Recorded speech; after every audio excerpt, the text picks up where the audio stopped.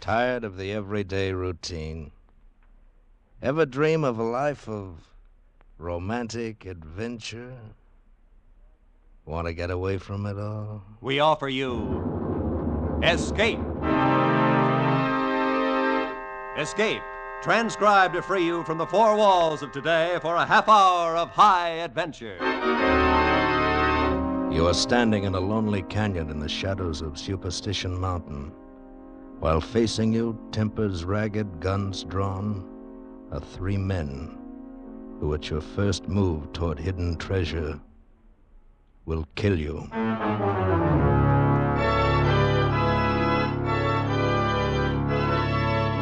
Today, with Paul Dubov, starred as Pascal, we escape to the Arizona desert and a lost treasure of $1 million, as Ralph Bates told it in his most unusual story, When the Man Comes, Follow Him.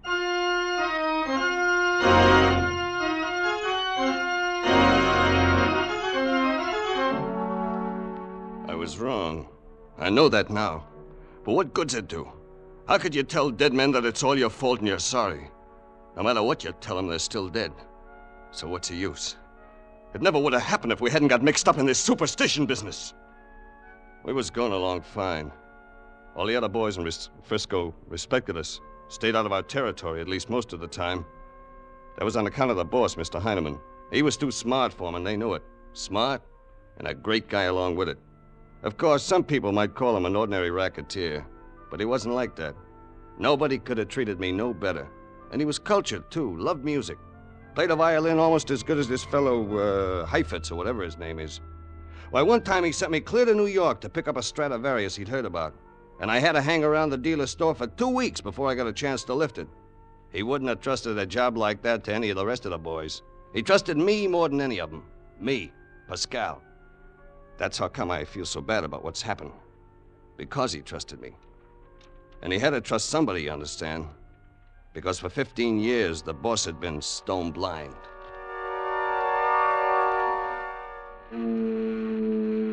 Come on, Pascal. Eyes, man. Give me eyes. But it's foggy down there, boss. I can't see the bay at all, just the end of the bridge. And out toward the Golden Gate, there's nothing but just fog. I guess it's gonna rain. What about the street below us, Pascal? What's going on down there? Nothing. Just streetcars and taxis going up and down and a few people. Not very many. I tell you, boss, there's nothing doing at all. It's a very dull day. All right, forget it. You can come away from the window. Why don't you play the violin a while? No, not today. I'm too restless. Something's going to happen, I think. Happen? What's gonna happen? I don't know. Something. Are any of the boys here? Brian and Daly in the next apartment playing gin rummy. You want I should call them? No. I wonder if you know what it's like, Pascal, to live always in pitch darkness, depending on somebody else to tell you what's going on around you. Ah, forget it, boss. You got me. I'm the eyes, you're the brain. We're doing all right. Maybe, only sometimes I wonder... I'll get it, boss. I'll get it. Mr. Heineman's apartment. Who? Well, I'm not sure whether Mr. Heineman... Who is it? Oh, I see. All right, thanks. That was the manager. Your brother's here from Phoenix. Mark? He's downstairs? Yeah. He's on his way up. The manager couldn't stop him. He says he looks like he's in pretty bad shape. Ever see a desert rat that didn't? No. Well, so I'm to be honored by a visit from my sanctimonious brother. I wonder what he wants. Oh, money as usual, $300 or $400 to finance another 6 months of prospecting, and he'll repay it by telling me what an evil man I am. I wouldn't give it to him, boss. Why not? As long as it keeps him over there on the Arizona desert for most of the year, I can stand 1 or 2 visits from him. I can hear the elevator stopping. Better open the door. I still say you ought to crack down on him. Open the door. Hello, Mark. Help Come in. me.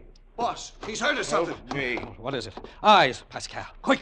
Hasn't shaved for 4 or 5 days. He's weak, trembling. me. Holding on to the doorframe with his right hand, holding his chest with the other hand. I think he's been shot, boss. Yes.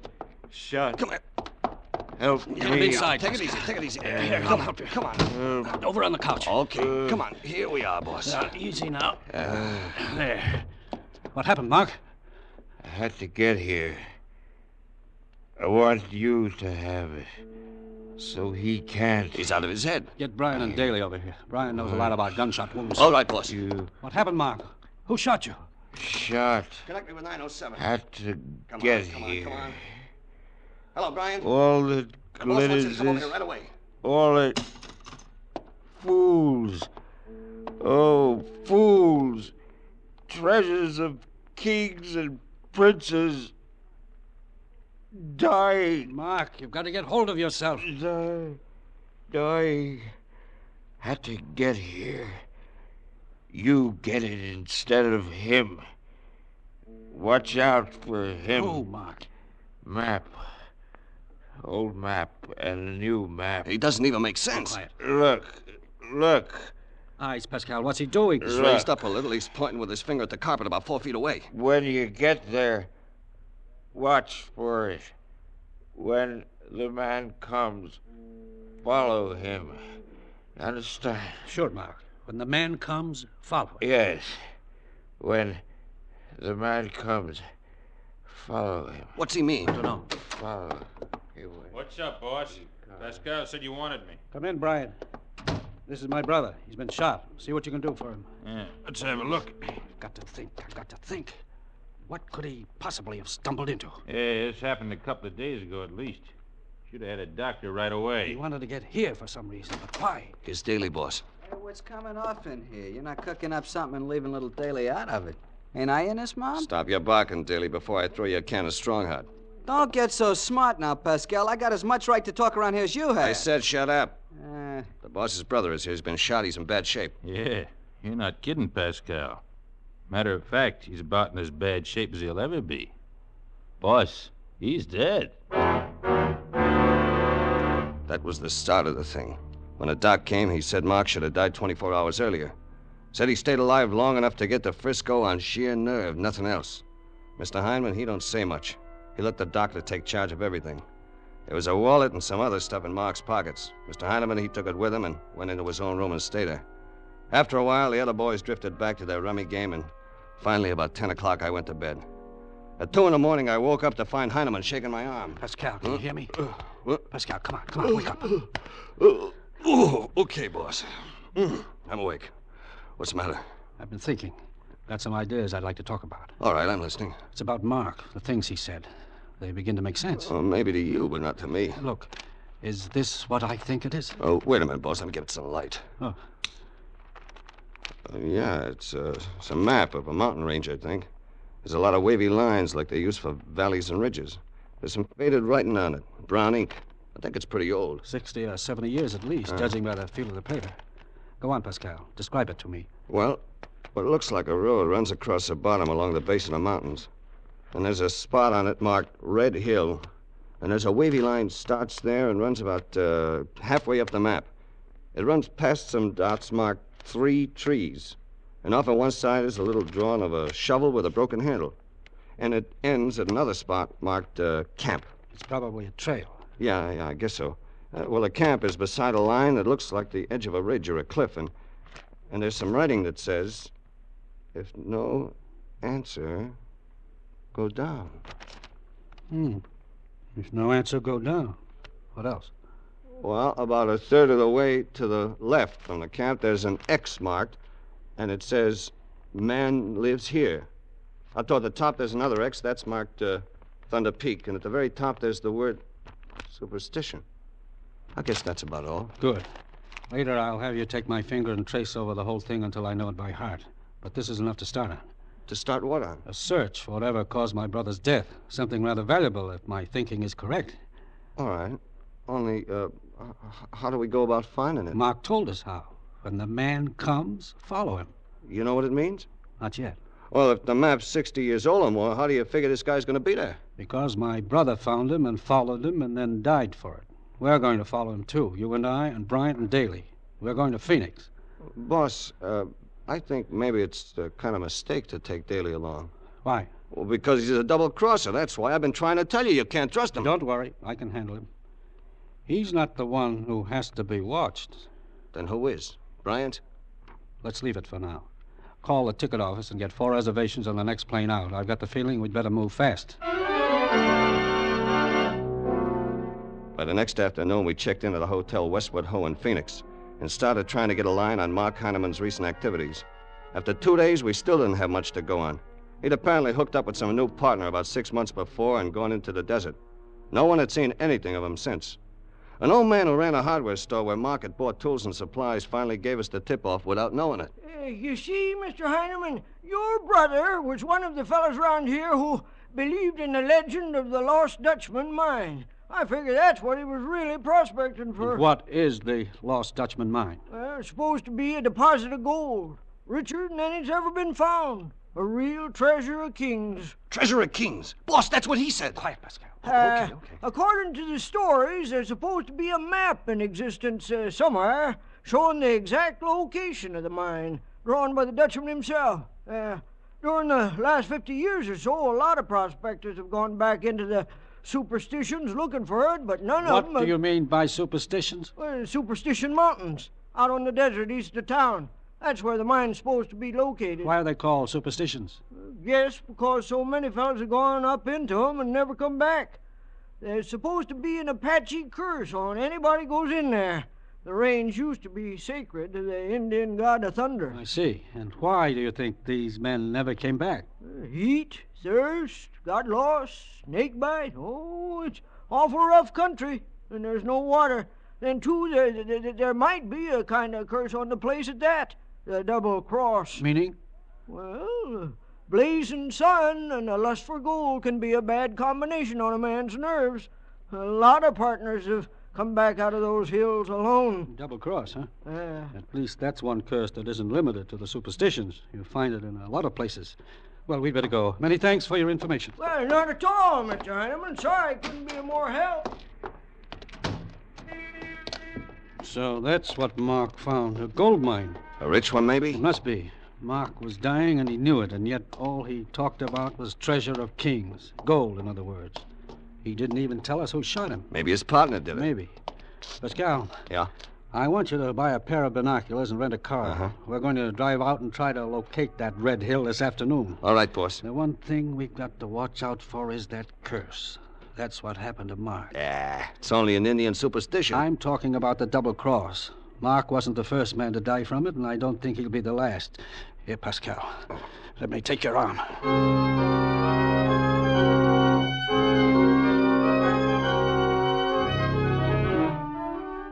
I rented an Ash sedan from the garage at the hotel, and we headed out across the desert east of town. It was late afternoon before we finally found it. The only red hill on the east slope of the superstitions. Mr. Heineman told me to take the binoculars and try to locate the 3 trees that were marked on the map. I left the car, worked my way around the far side of the hill, and almost to the top before I could see the trees standing close together on the shoulder of the ridge about 6 miles away. Just the way they were shown on Mark Heineman's map. I stared up at the pale blue peaks in the distance, watched the lightning flashes from near the tops of them, and shivered a little. Finally, I turned and started back to the road. Dusk had fallen fast, like it does in the desert, and it was nearly dark when I reached the car and opened the door. Mr. Heineman was slumped over in the seat with blood running from a cut in his forehead. He was unconscious.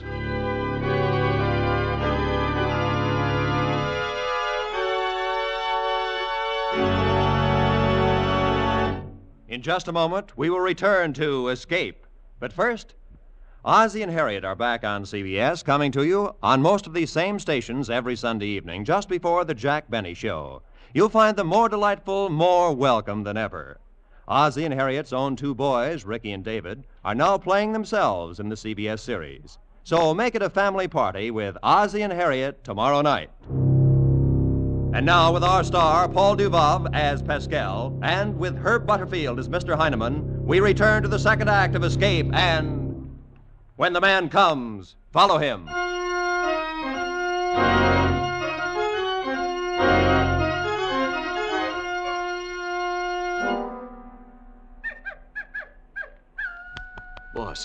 Boss, come on now, wake up. You're not hurt bad. It's only a little cut in your scalp. Come on, boss. Come on. Pascal? Yeah, it's me. I'm here with you now. Can you hear me? Yes, I can hear you, Pascal. Did you see him? No, I didn't see anybody. Who was it? What happened? A man. Talked with a Texas draw, wearing heavy boots with hobnails. Came up on the side of the car next to the hill and poked a gun in my face. He knew who I was and that I was blind. He wanted the map. Did he get it? No. I put it under the floor mat when I heard him coming. Good. Tried to grab his gun. He slugged me. Started going through my pockets. Ran off in the rocks when he heard you coming. Well, it's dark up there now. No good trying to follow him. Never mind. I know who he is. Oh, did he tell you? No, but it fits together. Mark had a partner. This guy? Sure. Who else could he be? Then this is the guy who shot Mark. I think so. I imagine there was a double cross, and he got even, but... Wait. No, of course not. What's the matter, boss? Oh, what a fool I've been. What do you mean? I had it figured all along that Mark double-crossed his partner and got shot for it. It was the other way round. Oh. It was Mark's map, and this partner doesn't know the secret of it.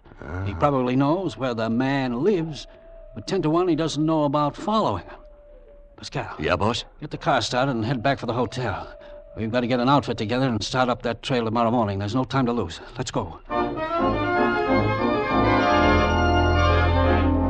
At 9 o'clock the next morning, the four of us passed the Red Hill and started up the rocky trail that led toward the far-off heights of Thunder Peak. Brian and Daly each led 2 mules loaded with food and kegs of water, and I took care of Mr. Heineman. It was already hot, even at that time of morning, and boy, it got hotter. The line drawn on the map followed the crest of a ridge, but there wasn't really any trail. We wound around through tumbled masses of rocks and boulders, climbed over cliffs and gullies, and stumbled across crumbling slopes of debris that slid away beneath our feet and crashed down into the ravine. By noon, we were stopping to rest every 10 minutes. Even the rest didn't do no good, because there wasn't any shade. By late afternoon, we'd covered only 6 miles, and we were done in. None of us had known how hot a desert sun could get. We were ready to turn back or fight one another at the least excuse. Yeah! Come on. Move, you four-legged devil. Still worse for you than it is for me. What's the matter, Daly? Your tongue's hanging out. Let it hang. When I get back to Frisco, I never want to see the sun again. It's good for you. Nuts. It'll give you a tan. Get rid of that fish belly San-Quentin complexion of yours. How would you like to have a bullet in the stomach, Pascal? Go ahead and draw if you feel lucky. Pascal, Daly, that's enough now. Cut it out. Pascal started. I don't care who started. That's enough. We're too close to $1 million worth of gold to have the whole thing loused up because somebody lost his temper. You said $1 million? That's right, Brian. According to the story, that's how much the Dutchman is supposed to have dug out of the mine and hidden before he was killed by Apaches without ever getting back to bring it out. $1 million. Boy, what a man could do with $1 million. Not $1 million, Daly. 25% of $1 million. That's the amount of your share, you know. Yeah, sure. I know. I was just thinking. Hey, look. Right ahead of us. We couldn't see him on account of the ridge. Trees! 3 trees! Oh, boy, a little shade will sure kill... What's wrong? Eyes, Pascal, what is it? The trees, boss. The ones marked on the map. Only they're dead. Been dead for years, they look like. Yeah. There's not a square foot of shade under all 3 of them. Well, can't be helped. At least it means we're on the right trail. Well, it's still the easiest way I know to get $1 million. Let's push on.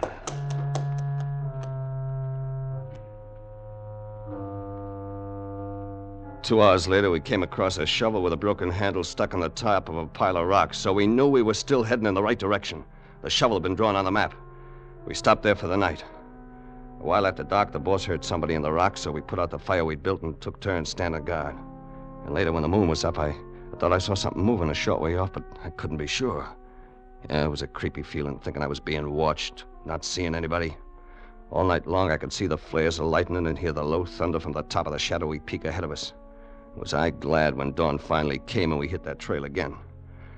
But 2 hours later, I was wishing for sundown again. It was even hotter than the day before. And on top of it, all of us were so stiff and sore we could hardly move. We cursed and sweated and stumbled through the long, blazing day. Finally, at dusk, we reached the spot marked camp on the map. It was close to the edge of a straight-walled cliff that yawned over a deep box canyon below. There were signs of campfires and burro tracks. This place had been used before. We were too tired to care. Not even bothering to unsaddle the mules, we drank from one of the kegs and dropped down in the shade of a rock ledge, not able to move any further.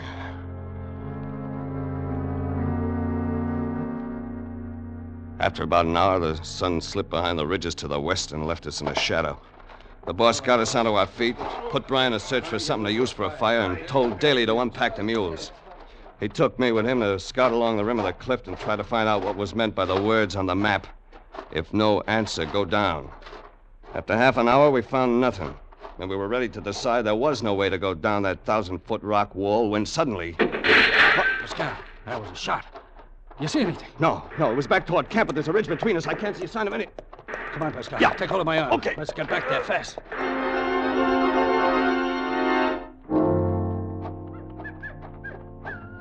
Who is it? Come on, speak up or I'll shoot. Relax, Brian. It's us. That's Pascal and the boss. Did you see anybody? No. What happened? Somebody took a shot at Daly, and he got all spooked up and fired off half a clip. It was that guy that's been following us, boss. I saw him there in the rocks not more than 100 feet away. And you missed him, I suppose. Well, it was dark. Hey, what happened to the mules? They're gone. Yeah, they stampeded when Daly fired off that gun in their ears. That's great. We'll have a fine time packing 5 kegs of water and all the supplies on our backs. Yeah, well... Boss, we don't have 5 kegs of water. There's only one here. What? I hadn't unpacked the mules yet, boss. I was going as soon as it got a little cooler. You fool, you stupid, lazy, blundering fool. That's what I've been telling you, boss. All the brains this dope's got... You shut up, Pascal. One more crack, it's That's help me. enough. Daly, I could kill you and love it. I could stand here and pump bullets into you and love it. Do you know how long a man can live up here without water? 24 hours at the most. But we still got 5 gallons of water. I didn't know they were going to run off. How could I... Shut up! It's done. That's that. Go see if there's any chance of finding them. And try to keep from getting yourself shot. Better go with him, Brian. Okay, boss. Come on, smart boy. If you don't find them in 20 minutes, come on back. 5 gallons of water for 4 men. It'll take us a full day to get down into that canyon and find the spot where the man lives. Another day to get back here, if we're lucky. Then 2 more days back to the road. I guess we can just barely make it. There's only one thing, boss. There's no way to get down into that canyon. I think I've got the answer there. At least that's one thing that shooting did. Listen. Hello! Hello! Sure. It's an echo. If no answer, go down. Yeah. I think we'll find a spot someplace along the rim of that cliff where there's no echo. When we do, I think there'll be some way to get down to the bottom. We'll try it in the morning. And one other thing, Pascal, before they come back. Yeah, boss? From here on, keep an eye on Bryant. I think that gold is beginning to look pretty big to him. I think maybe you're making a mistake. I think Daly's a lot more likely to try something. He's a born double-crosser. No. He's a fool and a coward. But Bryant's the one who's dangerous. And you do as I tell you. And watch out for him. Do you understand? All right. Sure, boss. Whatever you say. An hour after dawn the next morning, we found a spot on the edge of the cliffs where there was no echo. Slanting downward from it was a narrow, steep crack in the wall. The 4 of us took turns packing our one last keg of water and inched our way down toward the canyon floor 1,000 feet below. We made it finally, rested, then struck out to the west following the map. Great chunks of rock lay tossed about as though giants had played there, and thorn and cactus grew everywhere among them. The sunlight curled and blistered on the surface of the boulders, and always from above us and nearer now came the sullen and ominous roll of thunder. At noon, we stumbled across the bed of the ravine, nearly missing it from being half blinded by the heat. And 3 hours later, we found the place where the man lives.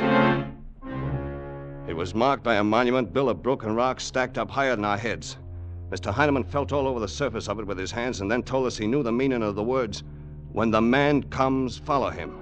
But he said it wasn't time yet, we'd have to wait. We sat there by the pile of stones, not talking much, just waiting. 2 hours passed. I think it was Daly who noticed it first. Look. Look there on the ground. There's somebody here. He's behind us. Hit the dirt! I don't see any...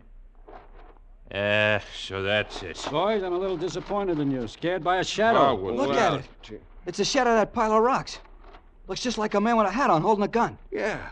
The rock pile don't look like a man, but the shadow does. Well, since he's apparently come now, I guess we'd better follow him. Huh? How do you mean follow him? The sun's going down. The shadow must be getting longer, stretching out over the ground. So get going. Follow the direction it's pointing. Yeah, boss. Pascal will stay here with me and keep you on line. Right. Watch for boss. signs of something buried. Rocks laid over it, a cleared space, something of that kind. Okay. We're not more than a few feet from $1 million. Let's get it. The 2 of them worked their way along through the rocks while I stood by the monument and waved them toward one side or the other. Part of the time they were out of sight behind a ledge of boulder. An army could have hidden in that broken mess and never been noticed. I kept describing everything that was happening to the boss.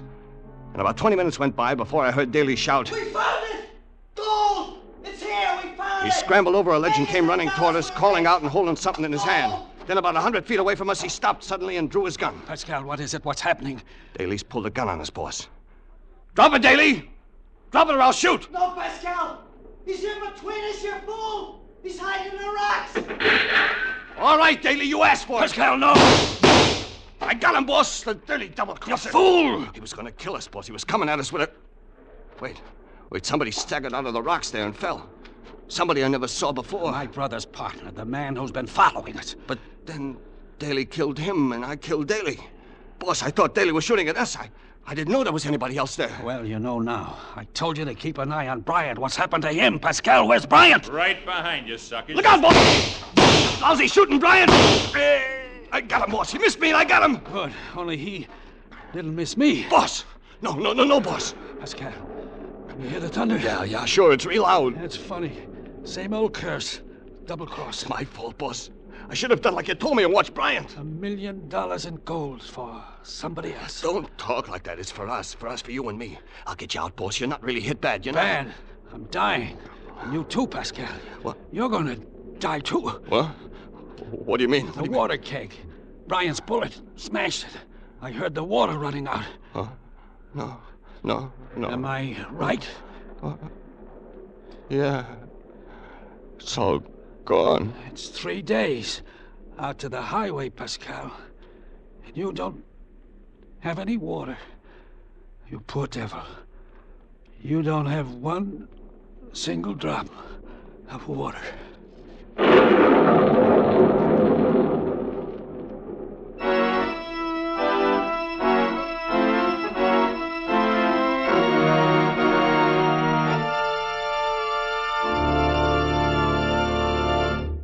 Escape is produced and directed by Norman MacDonald. Today we have presented Transcribed. When the Man Comes, Follow Him by Ralph Bates. Adapted for radio by Les Crutchfield, with editorial supervision by John Dunkel. Starred as Pascal was Paul Dubov, with Herb Butterfield as Mr. Heineman. Featured in the cast were Harry Bartell, Jeff Corey, Barney Phillips, and Junius Matthews. Special music was arranged and played by Ivan Ditmars. Next week, you are standing on the rolling deck of a pirate junk in the China Seas, and facing you is the sinister figure of the most feared man in the Orient, a general who has just doomed you to death.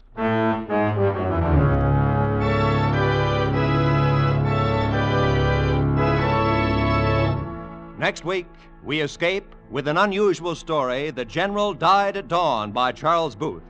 Be sure to tune in at the same time next week, when once again we offer you Escape.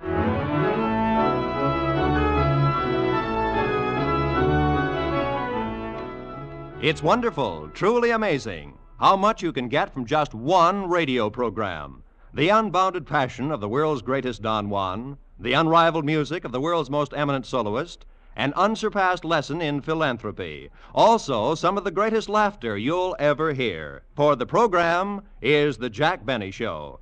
Be sure to hear Jack Benny and his gang again Sunday at 7 o'clock Eastern Time over these same CBS stations. This is Roy Rowan speaking. Now, stay tuned for 5 minutes of the latest news, to be followed by the Let's Pretend program over most of these stations.